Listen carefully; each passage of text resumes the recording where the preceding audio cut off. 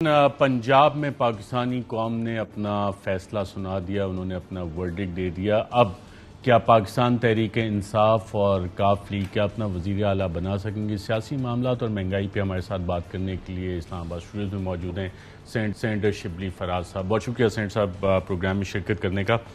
पहले तो ये बताएं पंजाब में हुआ क्या?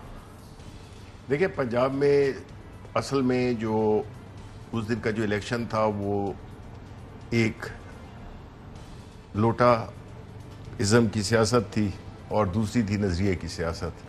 तो अवाम ने खान साहब के जो बयानिया था उसको कबूल कर लिया, दिल से कबूल किया और वो पूरी क्लैरिटी के साथ उन्होंने जाके और अपने वोट का इस्तेमाल किया और ये उसका बैकग्राउंड है। क्योंकि देखें, बात यह है कि पाकिस्तान तहरीक इंसाफ की कुछ ऐसी अकम्पलिशमेंट्स हैं जिनको कि आप जो आम तौर पे न डिस्कस होती हैं और ना उसका जिक्र होता है। उसमें से एक ये भी है कि हमने सबसे पहले तो हमने 2 पार्टी सिस्टम तोड़ा, जो कि मेरा ख्याल है बहुत दुनिया के कम तरीन ममालिक हैं जिनमें कि ये हुआ है। उसके बाद ये जो सियासत थी जिसने हमारी सियासत, ये जो लोटाक्रेसी थी जिसने कि हमारी सियासत और जमहूरियत को अदम इस्तेकाम दिया और उससे मुल्क को बड़ा नुकसान हुआ, उस कॉज को हम लेके आगे चले।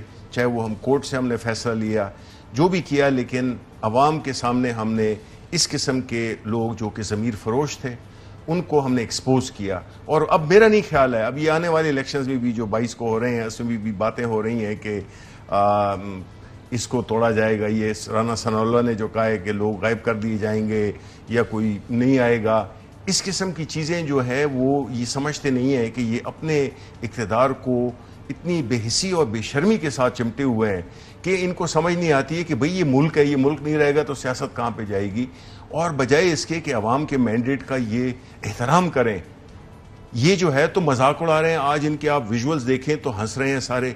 ये बुनियादी तौर पे लोगों को ये बता रहे हैं कि हमने आपका खून चूसा है, चूसेंगे और हम इसको एंजॉय कर रहे हैं। एक ड्रैकोलियन वो टेंडेंसी है इनके माइंडसेट में। आप देखें कि अवाम की क्या हालत है और महंगाई से पिस रहे हैं। और इनके फुटेजेस ये देखें, ये सारे जो हंस रहे हैं, ये नहीं कि ये शर्म का मकाम है, ये बेसी की इंतहा है। और ये एक ऐसा रवैया है जो कि मेरा ख्याल है कि मुतनफर करता है लोगों की। जिस तरह एक शेर है ना कि करोना अपनी बलानोशियों की यूं चर्चे कि इससे प्यास बढ़ती है और लोगों कि इससे प्यास बढ़ती है और ज्यादा लोगों की। तो ये मतलब है कि ये लोगों को मजाक उड़ा रहे हैं। ये पॉलिटिकल पार्टीज नहीं, ये वल्चर्स हैं। ये वो लोग हैं जिन्होंने कि इस मुल्क को बेदर्दी से लूटा, इदारे तबाह किए और अभी जो है तो हर कीमत पे और पैसे के जोर पे जमीरों को खरीद के ये जो है तो अभी इक्तदार से चिमटे हुए। और कोई मुल्क होता तो ये जो रिजल्ट आया था इसमें चाहिए था कि जो हमजा, जो कि एक गैर कानूनी चीफ मिनिस्टर है, वो जो है तो उसको इस्तीफा देना चाहिए के तहत चीफ मिनिस्टर बनेगी। देखें, सच्ची बात तो ये है कि जब ये फैसला हुआ कि 20 अरकान के वोट काउंट नहीं होंगे तो ये हुकूमत खत्म हो जानी चाहिए थी पंजाब की। उसका इलीगल हो गया था बिकॉज जब वो गलत वोट थे, जब वो इनिशियली गलत हो गया जरूरत के तहत।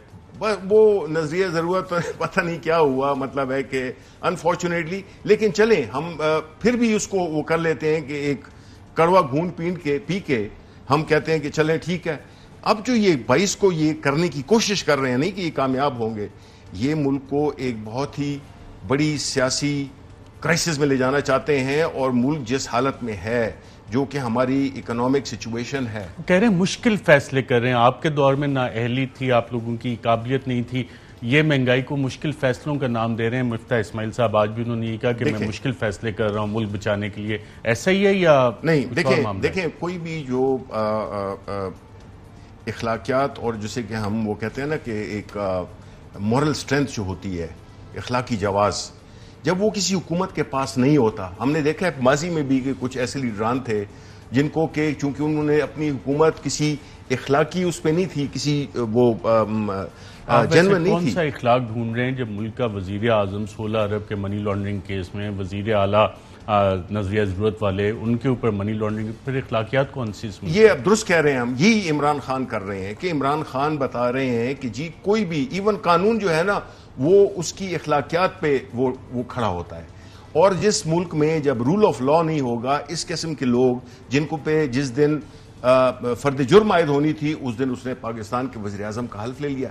ये क्या है? ये भोंडा मजाक है इस मुल्क के मुस्तकबिल के साथ, इस मुल्क के अवाम के साथ। तो ये NRO2 मिल चुका है? नहीं, इनको तो मिल चुका है, इन्होंने तो अपने आप को दे दिया ना।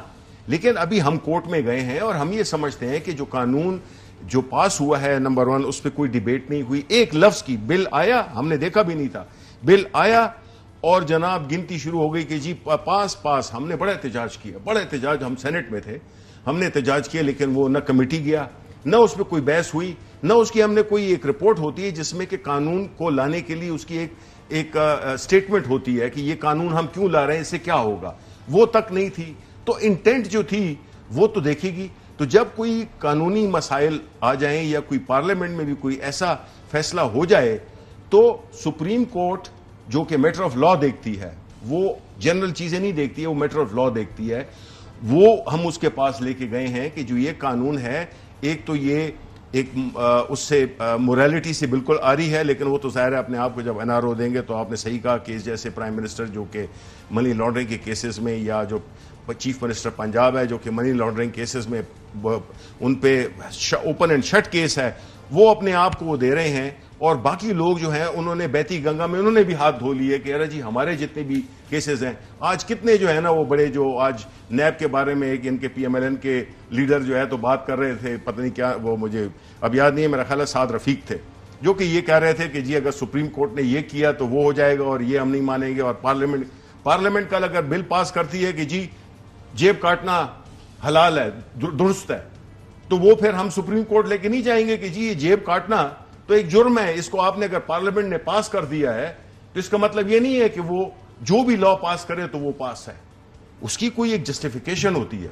फिर तो डिप्टी स्पीकर की रूलिंग भी नहीं जानी चाहिए थी अगर ये जस्टिफिकेशन है तो। देखिए डिप्टी रूलर, मैं तो ये समझता हूं कि बिल्कुल ये जो है वहां पे जो भी डिप्टी स्पीकर ने जो फैसला किया वो बिल्कुल जो ग्राउंड रियलिटी थी, जिसको आपने देखा था, उधर बसें फिर रही हैं, उधर जो है तो वो हो रहा है, सिंध हाउस में मुर्गियों को इकट्ठा किया गया था, ये जो सारे जमीर फरोश लोटे थे उनको उधर सिंध हाउस में जमा किया हुआ था, और ये सारी चीजें हो रही थी।